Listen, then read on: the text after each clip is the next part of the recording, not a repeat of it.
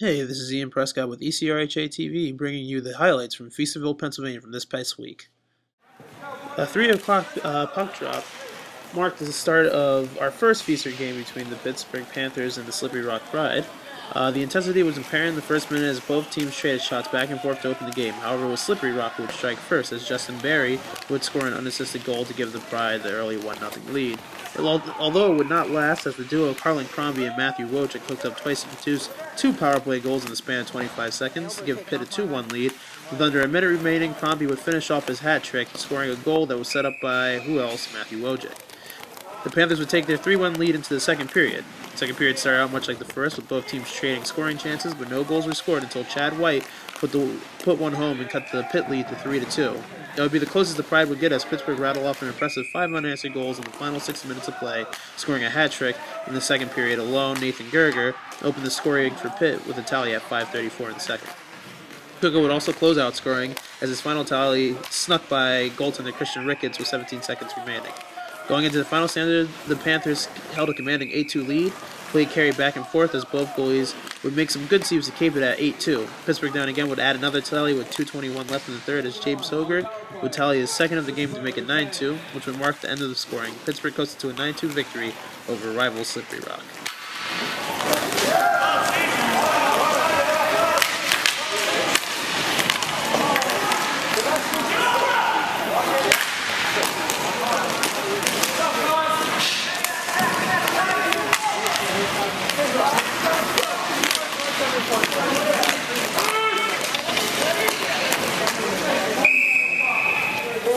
Scored by number 71, Carlin Crombie.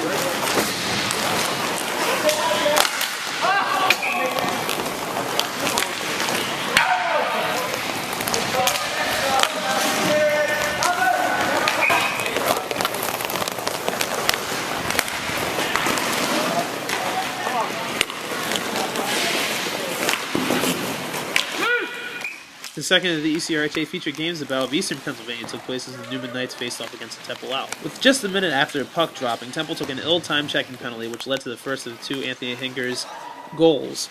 With an early 2-0 lead, the Neumann seemed to control the pace and the tempo of the game until Temple's Trevor Davis got the Owls on the board with a nice feed from junior Derek Goodland, where 2 minutes later Temple would tie the game on sophomore Keith Goodman's goal 47 seconds into the first. That would cap the scoring in the first stanza. Going into the second period, both teams seemed to play a bit more cautiously, as both teams seemed to play not to make a mistake.